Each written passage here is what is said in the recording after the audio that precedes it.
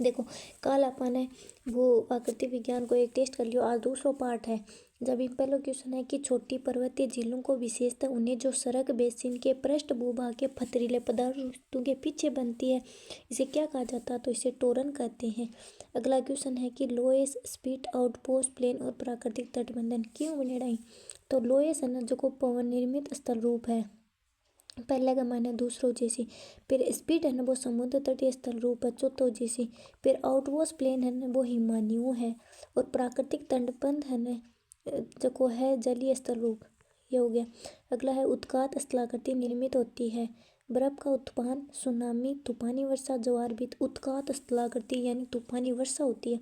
फिर अगला क्वेश्चन है प्रस्तर जालक निर्मित होते हैं वायु क्रिया द्वारा, जल क्रिया द्वारा, तरंग द्वारा या हिमानी द्वारा? तो ये होते हैं प्रस्तर यानी वायु द्वारा।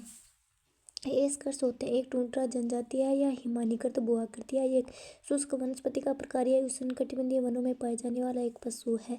तो ये है हिमानीकृत भूआकृति। ए स्कर्स हिमानीकृत भूआकृति याद रखनी है। अगला है गहराई में समानता तथा घनत्व में अंतर को स्पष्ट किसने किया था? तो ये प्राट ने किया था। मतलब युद्ध कर्मानुपाती संबंध बताए, यानी जैसे जैसे गहराई जाना वांगो कम ऊपर जाना ऊंचाई और वांगो विपरीत अर्थ बताए तो अंतर। बाद में अगला क्वेश्चन है वायु शरण, भूजलीय हास, हिमनदी, नदी अपर्दन, और इनको मिलाना है किससे? तो इसमें पहले में तीसरा होगा यानी वायु शरण बरखान, क्योंकि अपन बेरोई है हवा, तो बरखानी तो वह है। भूजलीय हास, भूजलीय हास किससे हो जाएगा? स्टील गेमाइट से। हिमनदी किससे हो जाएगा? ड्रमलिन। और नदी अपर्दन समलीकृत मैदान में हो जाएगा। अगला है एक तो वी आकार की गांठियों में एक यू आकार की गांठियों में। तो वी आकार की गांठियों का निर्मित है तो नदी अपर्दन चक्र की तरुणावस्था में होती है। फिर अगला क्वेश्चन है अपक्षय की प्रक्रिया क्या कहलाती है? अपक्षयण की प्रक्रिया क्या कहलाती है? तो सेल सामग्री का खंडित होना अपक्षयण की प्रक्रिया कहलाती है। सेल सामग्री यानी चट्टान को खंडित होना हुआ है। नदी अपर्दन चक्र के दौरान विकसित भू आकृतियों का सही क्रम है, यानी पहली कौन सी आकृति बनाए, बाद में कौन सी, बाद में कौन सी। पहली छोटे बनाए सिप्रिका, बाद में जलप्रपात, बाद में जलोढ़, बाद में संप्राय मैदान। अगला क्वेश्चन है अवसादी चट्टानों का निर्माण होता है जब अवसाद संपीड़न व जुड़ते हैं, यह प्रक्रिया क्या कहलाती है? तो यह प्रक्रिया कहलाती है सिल्ली भवन। अवसादी चट्टानों का निर्माण होता है जब अवसाद संपीड़न जुड़ते हैं तो सिल्ली भवन कहलाते हैं। अगला क्वेश्चन है बी वलन जिसमें एक छोर 70 ढाल की और मध्यम ढंग से झुका रहता है जबकि दूसरा समकोण पर तीव्रता से झुका रहता है तथा ढाल लगभग ऊर्ध्वाधर होता है जाना जाता है, तो इसे क्या कहा जाता है? इसे एक नत्थी कहा जाता है। अगला क्वेश्चन है अवसादी चट्टानों के बारे में सही कथन कौन सा है? अंतःक्रिस्टल का विकास होना, चट्टानें कठोर होती है, धात्विक खनिज अधिक पाए जाते हैं, परतों का विकास। तो अवसादी चट्टान ओनली परतों का विकास हुआ है। एक अपक्षण प्रक्रिया जिसमें चट्टानों की परतों के प्रसार व संकुचन का बारी बारी से होने वाला छिलना जाना क्या कहलाता है? क्या कहलाता है? अपसलंकन कहलाता है। मरुस्थल प्रदेश में अवशिष्ट गिरी जाना जाता है किस नाम से? इंसेल वृक्ष से कहते हैं इसे। मरुस्थलीय प्रदेश में अवशिष्ट गिरी जाना जाता है इंसेल वृक्ष। अगला क्वेश्चन निम्न से कौन सा एक अपर्दन के नतीय चक्र के विकसित स्थल रूप का सही रूप है? यानी अपर्दनों कौन कौन से? एक तो निक्षेपण और अपर्दन। अपर्दनों अरमा को भी क्रम पूछो है। क्रम जैसी पहले गोर्ज जैसी, बाद में पर्वतपति मैदान, बाद में बाढ़ग्रस्त मैदान, बाद में सम, लास्ट में डेल्टा जैसी। फिर अगला क्वेश्चन है रासायनिक अपक्षय सबसे अधिक प्रभावी होता है, तो रासायनिक अपक्षय सबसे प्रभावी किस में होता है? नम उष्णकटिबंधीय प्रदेश में। रासायनिक अपक्षय नम उष्णकटिबंधीय प्रदेश में होता है। अगला क्वेश्चन है अर्थिन तो अभिकर्ता अर्थिन स्थल रूप। नदियों कौन सा बना है? पवनों कौन सा बना है? हिमानियों कौन सा बना है? भूमिगत जलों कौन सा बना है? तो नदियों प्राकृतिक तटबंध बना है। पवनों पवन से बन जैसी भेड़, मीट, सेल। हिमानी, हिमानी से जूजैन। भूमिगत जल, जल से बन जाएगा अर्धगाठी। अगला क्वेश्चन है यू आकार की गाठी जिस प्रकार के भू आकार की है वह है, तो यू आकार की गाठी तृतीय श्रेणी में आती है। यदि किसी वलन की दो भुजाओं के मध्य अधिकोण हो तो उसे क्या कहा जाता है? खुला वलन कहा जाता है, यानी अधिकोण, यानी वो खुल्लो है एकदम। अगला क्वेश्चन है निम्न में से सही कथन छांटे। आग्नेय सेल अवसादी सेलों का मुख्य स्रोत है और अवसादी सेलों में जीवाश्म पाए जाते हैं, सही बात है। अवसादी सेल सागर महासागरों के क्रम रूप से पाए जाते हैं और अवसादी सेल परततर पारगम्य होते हैं, तो सभी सही है। आगामी चट्टानी परिणाम है किसके परिणाम है? आगामी चट्टानी अपर्दनात्मक क्रिया, भूकंपीय क्रिया, वलन या ज्वालामुखी, तो ज्वालामुखी पड़ती है तो मैग्मा और लावा निकलता है, इसे आग्नेय चट्टान कहा जाता है। अगला क्वेश्चन है, रासायनिक अपक्षय अधिकांशतः प्रभावित करता है। रासायनिक अपक्षय किसकी करता है? उष्ण और आर्द्र क्षेत्रों को करता है। रासायनिक अपक्षय उष्ण और आर्द्र क्षेत्रों को। अपदलन मुख्यतः दिखाई देता है, तो अपदलन ग्रेनाइट में दिखाई देता है। किन सेलों में रासायनिक अपक्षय सर्वाधिक प्रभावित करता है? तो किन में करता है? इसमें सी ऑप्शन करना है चुनाव पत्र में। यार्दांग को कोकुसुकम्ब कोकुसकाम किसने कहा था? किसने कहा था? तो ये कहा था होम्स ने कहा था। रो क्वेश्चन पूछे है भाई, यार्दांग को क्या कहा जाता है? कोकुसकाम या कोकुसाम, होम्स ने कहा था। अगला इनमें से कौन सा सिद्धांत सड़क की उत्पत्ति को समझाता है? तो सड़क की उत्पत्ति से संबंधित सिद्धांत कौन सा है? ब्रग्सुंड सिद्धांत। इनमें से कौन सा निक्षेपणात्मक स्थल रूप नहीं है? जलोढ़, डेल्टा, तटबंध, पेनिप्लेन, यानी निक्षेपण को नहीं, यानी अपर्दनु संबंधित है। तो अमुकुंद सहज को अपर्दनु संबंधित है, तो पेनिप्लेन है, यानी जलोढ़, शंकु, डेल्टा और तटबंधन ये निक्षेपण ही। अपर्दन और निक्षेपण दोनों ही प्रक्रिया किस में पाई जाती है? तो ये पाई जाती है विसर्प में। कौन सा प्रकार महादेशीय संचलन नहीं है? अवतलन, उत्थान, भूसंकलन या निमज्जन, तो कौन सा नहीं है इसमें? भूसंकलन नहीं है। अवतलन भी है महादेशीय यानी समुद्र, उत्थान भी है, निमज्जन भी है, जबकि भूसंकलन पर्वतों के कारण है। अनाच्छादन और प्रक्रम को क्रमानुसार लगाना है। पहली कौन सा हुआ है? पहली है अपक्षय, बाद में है अपर्दन, बाद में है परिवहन, लास्ट में है निक्षेपण। अपक्षय, अपर्दन, परिवहन, निक्षेपण। अपक्षय, अपर्दन, परिवहन, निक्षेपण। कौन सा सही सम्मिलित नहीं है? भूसंतति, भूमि, कोबर सही है। महाद्वीपीय फिसलन, जोली यही गलत है। और सामंत रंग सिद्धांत होम्स को सही है। महाद्वीपीय प्रवाह सिद्धांत वेगनर को सही है। परित्यक्त डेल्टा का उदाहरण है मिसिसिपी डेल्टा, नील डेल्टा, गोदावरी, होंगा डेल्टा, तो कौन सा है? होंगो डेल्टा। अंगुलियाकार डेल्टा का उदाहरण है, तो ये मिसिसिपी डेल्टा हो जाएगा। अगला है ड्राई कांटर है। ड्राई कांटर क्या है? तो ये शुष्क स्थलाकृति है। कौन सा? हिमानी स्थलाकृति का अपरदनात्मक भूरूप नहीं है। कौन सा नहीं है? स्थलाकृति का केम नहीं है, नोनाटक है, रोमेस्टो है, रेत है। कौन सा वलन का प्रकार नहीं है? परिवलित, एकनत, समनत भी होता, कटक नहीं होता। भू संतुलन साम्यता पुनर्स्थापित करने वाली प्रक्रिया क्या कहलाती है? क्या कहलाती है? तो भू संतुलन समजन कहलाती है। कौन सा अंतर्जात बल नहीं है? महादेश पर्वत निर्माणकारी, पटल निरूपणी और अनाच्छादकारी, तो कौन सा नहीं? अनाच्छादकारी नहीं है। तो अंतर्जात बल में महादेश भी और पर्वत निर्माण, पटल निरूपणी। कौन सा रूपांतरित चट्टान नहीं है? संगमरमर, निस्स, सेल, क्वार्टरजाइट, तो इसमें से कौन सी नहीं है? सेल नहीं है। पौधों या जंतुओं या अन्य सूक्ष्म जीवों के अवशेष से संबंधित आग्नेय रूपांतरित अवसादी प्लूटोनिक, तो इसमें हो जाएगी अवसादी। अगला क्वेश्चन है पवन अपर्दन स्थलाकृति का सही रूप है, तो इसमें हो जाएगा भूस्तंभ, छत्रक, शिला, यार्डांग। ज्यूजेन किसका परिणाम होता है? तो ज्यूजेन होता है पवन अपर्दन का। अगला क्वेश्चन है हिमानी अपरदन से निर्मित तेज किनार वाले कूट को क्या कहते हैं? हिमानियों। अरेत का अरेत, रेत।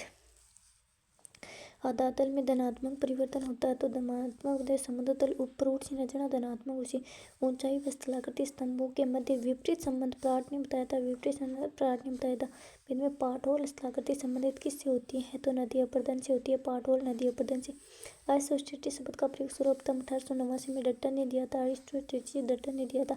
पर्वत निर्माणकारी की अवस्था कौन सी है? तो पर्वत निर्माणकारी की अवस्था है ओरोजेनेसिस। संपीड़न गति के कारण निर्माण होता है। संपीड़न गति के कारण किसका निर्माण होता है? उत्क्रमण। उत्क्रमण अपक्षय द्वारा संकेंद्रीय परतों का विलगाव होना क्या कहलाता है? क्या कहलाता है? तो सी ऑप्शन है पलवीकरण। अंडों की टोकरी के नाम से किसे जाना जाता है? एस्कर, हिमोड या रोस्सो या ड्रमलियन, तो ड्रमलियन को जाना जाता है। किस नया हुआ है? सही सम्मिलित नहीं है। उत्पाटन हिमानी से सही है। अपवन पवन में भी होता है। छठी शक्ति का सिद्धांत नदी का परिवहन शक्ति कहलाती है। निक्षेपण परिवहन प्रक्रिया गलत बात है। लोएस शब्द अल्सास क्षेत्र के एक लोएस गांव से लिया गया है जो स्थित, यानी लोएस गांव कहाँ स्थित है? फ्रांस में है। फ्रांस में स्थित है। अगला क्वेश्चन है पेडिमेंट की उत्पत्ति से संबंधित सिद्धांत है, तो कौन कौन से सही? मिलान ही हम, तो इसमें पर्वताग्रह निवर्तन सिद्धांत लासन ने दिया था। चादरीबाड़ मैगी ने दिया था। पार्श्ववर्ती अपरदन गिलबर्ट ने दिया था। मोट झील का निर्माण होता है, तो मोट झील का निर्माण कहाँ होता है? नदी विसर्प से होता है। पुनर्युवन से निर्मित भू आकृति कौन सी है? पुनर्निर्माण से निर्मित भू आकृति एरी को है। पुनर्निर्माण से निर्मित भू आकृति एरी को टिप्पण लगे में। पुनर्युवन से निर्मित भू आकृति निक पॉइंट। और तेराव का सिद्धांत पर आधारित भू संतुलन सिद्धांत एरी का तेराव का आग्नेय चट्टान में सम्मिलित नहीं है। डोराइट, डोलोमाइट, डोलेराइट, पेरिडोडाइट, तो 59 में हो जाएगा डोलोमाइट। जब वलन की दोनों भुजाएं समानांतर होते हुए क्षैतिज अवस्था में होती है तो उसे क्या कहा जाता है? तो उसे कहा जाता है शयान। कणिकामय विघटन का एक उदाहरण है। कणिकामय विघटन यांत्रिक अपक्षय। पत्राभिकृत चट्टानों में नहीं होती है। पत्राभिकृत चट्टानों में चूना पत्थर नहीं होता। सही सम्मिलित नहीं है। कांग्लोमेरेट चट्टान चूर्ण से निर्मित। नमक की चट्टान रासायनिक प्रक्रिया से निर्मित। डोलोमाइट चूना पत्थर। बालू का पत्थर कार्बन प्रदान। तो कौन सा है? बालू का पत्थर कार्बन प्रदान गलत बात है। मध्यवर्ती आंतरिक आग्नेय चट्टान कौन सी? मध्यवर्ती आग्नेय चट्टान कौन सी है? तो डोलेराइट। बंद संचलन की श्रेणी में आता है मृदा सर्पण या पंग प्रवाह या मृदा प्रवाह या भू संचलन। कौन सा आता है? तो मृदा सर्पण आता है। नदी की प्रौढ़ावस्था में बनने वाली स्थलाकृति कौन कौन सी है? सिप्टिका, एब्स्ट्रैप या बाढ़ का मैदान है या डेल्टा है? तो आप देख लेना, 2 और 3 सही होंगे। अल्ट्रा बेसिक आग्नेय चट्टान है। Ultra basic peridotite, granite, diorite, basalt. तो इसमें अंदर है पेरिडोटाइट। अल्ट्रा बेसिक है पेरिडोटाइट। जब मैग्मा व लावा धीमी गति से ठंडा होता है तो जेवा का निर्माण क्या होता है? तो बड़ा होता है। धीरे धीरे उसे जब बड़ा आकार ले। सही सम्मिलित नहीं है। कांप नदीगर्त सही है। मोरेन हिमानी सही है। लोहित वायुगर्त सही है। लेकिन बाढ़ का मैदान पवन गलत बात है। निम्न से बालू का स्तूप का प्रकार नहीं। कौन सा बालू का स्तूप नहीं? शेप, बजाता, लूनेट, वेलवेक। तो कौन सा बालू का स्तूप नहीं है? बजाता। बाल सेंसर सम्मिलित होते हैं केवल प्लाया, बजाता व प्लाया। पेडिप्लेन व बजाता, पेडिमेंट व बजाता। तो बजाता व प्लाया होते हैं बाल सेंसर में। अपसलकन मुख्यतः अपक्षय का प्रकार है। भौतिक अपक्षय में से कौन सा नवीन पर्वतों का उदाहरण नहीं है? नवीन वलित हिमालय, एंडीज, आल्प्स, अप्लेशियन। तो कौन सा नवीन पर्वत? अप्लेशियन नहीं है। याद रखना, ये हिमालय, एंडीज, आल्प्स नवीन वलित पर्वत है। इनमें से कौन सा ब्रोंसे पर्वत है? ब्रोंसे वास्तेज पर्वत। ब्रोंसे पर्वत ससरक के नाम से जाना जाता है। नेव को, रिमेव को, रेत को, CWM को। तो CWM को जाना जाता है। उच्च अक्षांशों में गहरी हिमनद गर्तों जिनमें समुद्री जल भर जाता है तथा जो समुद्री तटरेखा निर्मित करते हैं क्या कहलाते हैं? तो ये कहलाते हैं फ्योर्ड। यानी उच्च अक्षांशों में गहरी हिमनद गर्त जिसमें समुद्री जल भर जाता है तथा जो समुद्री तटरेखा निर्मित करते हैं फ्योर्ड कहते हैं। इसके जल नदी कार्यों से निर्मित स्थलाकृति की सही श्रृंखला कौन सी है? जलप्रपात है। नदी वेदिका है। नदी विसर्प है। गोखरू झील है। जलप्रपात है। नदी वेदिका है। नदी विसर्प है। गोखरू झील है। अग्रणी में से एक हिमनद कार्य से संबंधित नहीं है। कौन सा नहीं है?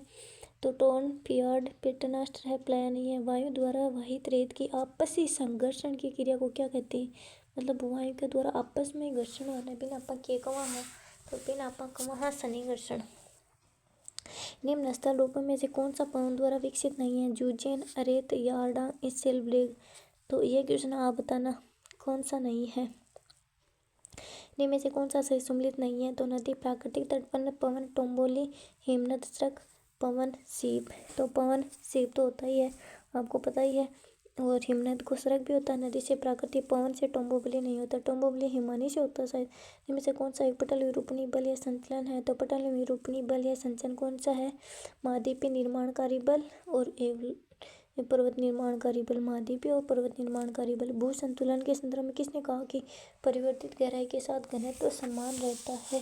तो ये किसने कहा था? एरी ने कहा था। रिफ्ट घाटी का निर्माण बर्षण से होता है। रिफ्ट घाटी का निर्माण बर्षण से होता है। अपदलन है एक जैविक है क्या रासायनिक है या जैव रासायनिक है या भौतिक है? तो अपदलन कौन सी क्रिया? भौतिक अपक्षय है। निम्न से कौन सा अप्रदनात्मक स्थल रूप है? जलप्रपात, ड्रमलिन, लोएस या डेल्टा? तो इसमें जलप्रपात है, ये प्रदनात्मक है, जबकि ड्रमलिन, डेल्टा, लोएस ने।